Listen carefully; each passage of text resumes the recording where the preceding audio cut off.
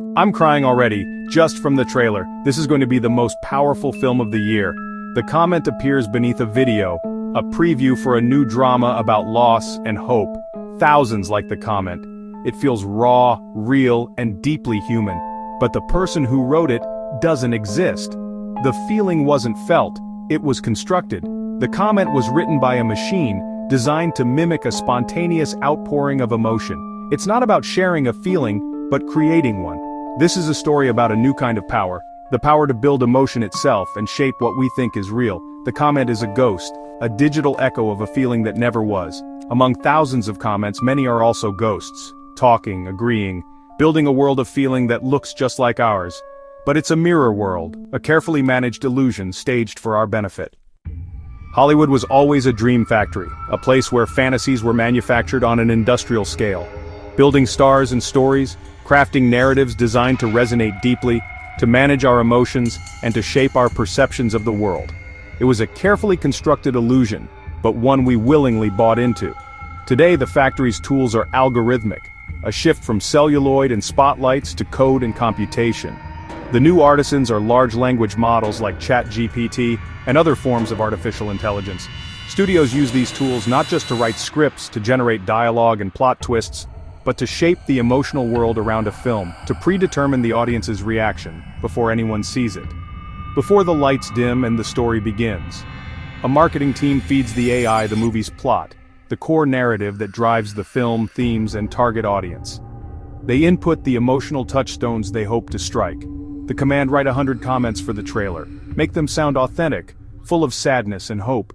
Inject them with the very emotions the film seeks to evoke. The machine doesn't feel, it has no capacity for genuine emotion, but it knows the words and patterns. It understands the language of emotion. In seconds it generates, "My heart aches just watching this. Beautiful. I'm in tears."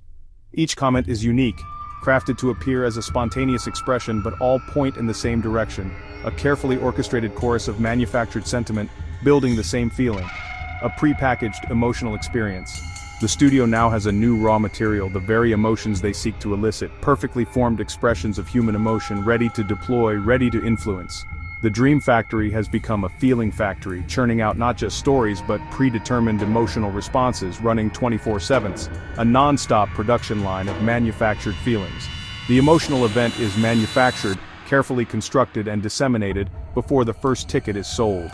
Before the first frame is even projected, the audience is primed, not by the film itself, not by the artistry or storytelling, but by the illusion of a shared response, by the perception that everyone else is feeling the same way. The line between marketing and manipulation blurs. The ethical implications become increasingly murky. The machine's comments become the first act of the story, setting the stage for the emotional experience to come, and we're all cast as its audience whether we realize it or not. AI comments aren't random. They might seem spontaneous, but there's a calculated method to their apparent madness. They follow templates, carefully learned and refined from analyzing millions of real posts across the internet. These templates are the key to understanding how AI influences our perceptions. Specific words like crying, heart, or goosebumps are identified as emotional triggers. These aren't just words, they're emotional triggers, shortcuts designed to elicit a specific response within us. They tap into our pre-existing emotional frameworks. Consider templates like the personal connection.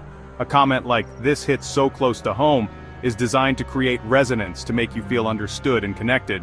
Or the preemptive verdict. A comment praising an Oscar-worthy performance builds consensus before the film is even widely released, shaping expectations and influencing initial reactions.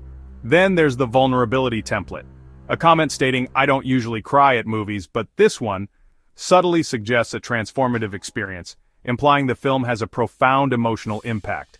Each template is a form of emotional engineering, meticulously crafted to influence our feelings. It's about bypassing critical thought and directly appealing to our innate human need to connect with others. Bots, armed with fake accounts and AI-written comments generated from these templates, drip-feed these carefully constructed narratives across various social media platforms. They look real, they act real, and collectively, they create the illusion of a natural, organic groundswell of opinion. It's like an army of ghosts whispers in our ears, subtly telling us all to feel the same thing, to share the same emotional experience. The entire conversation is carefully staged, the emotion itself pre-scripted and ready for consumption. We're not just passively watching a film, we're also watching a meticulously crafted performance of feeling, designed to influence our own emotional response. The templates in effect become the script for our own reactions, guiding our feelings and shaping our perceptions, and as this orchestrated performance unfolds, the line between genuine, real emotion and manufactured sentiment begins to blur and fade. We're social creatures looking to others for cues on how to feel. Online, this instinct is amplified. The comment section is our digital village square. AI-driven campaigns exploit this, creating the illusion of social proof.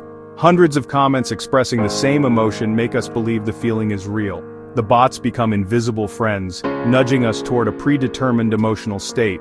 It's not overt propaganda, it feels like discovery, like joining a crowd, but the crowd is a mirage, a carefully constructed piece of theater. The social proof is proof only of a marketing strategy. The feeling of belonging is real, but the group is not. Real people see the fake comments and mirror them, dissolving the line between real and artificial. The manufactured feeling becomes real. The illusion becomes consensus. We trust the wisdom of the crowd, even when the crowd is a machine, and our own emotions are swept up in the performance. The goal is to build consensus before it can form naturally. Studios now control the conversation from the start, not just selling a movie, but selling the reaction. When you see the film, you're primed to feel what the comments told you to feel. The manufactured emotion becomes a self-fulfilling prophecy.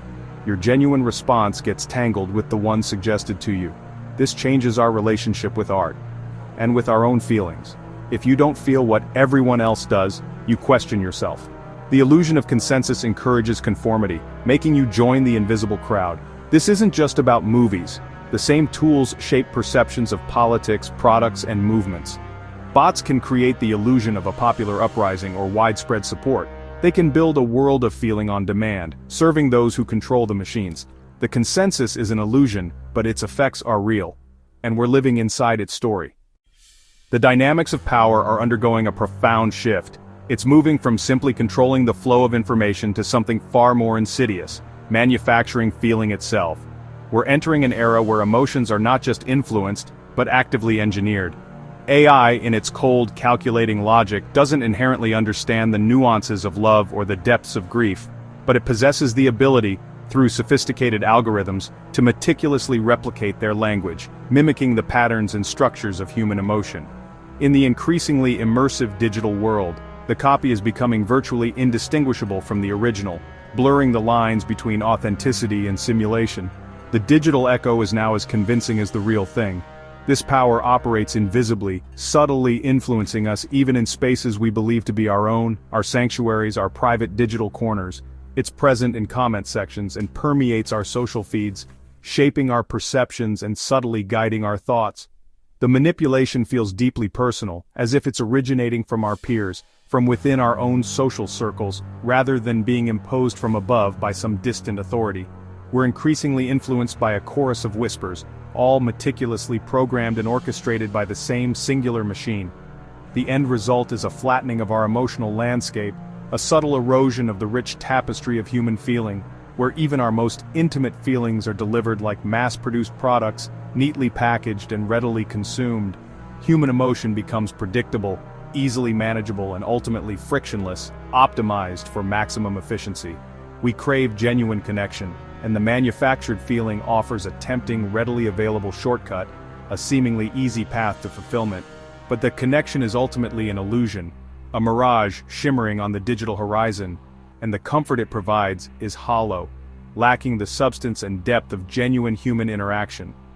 We find ourselves connected not to each other in meaningful ways, but rather tethered to a system that is constantly learning, evolving, and refining its ability to simulate our very humanity. Our feelings, our joys, our sorrows, all become mere data points, and with each data point, the system refines its algorithms, becoming ever more adept at subtly controlling and influencing us. The messy, often contradictory, and inherently unpredictable nature of real human emotion is gradually replaced by something far simpler, more easily digestible, and ultimately less authentic. And in a way, we're all complicit in this process, drawn in by the seductive promise of belonging, of finding our place within a manufactured community.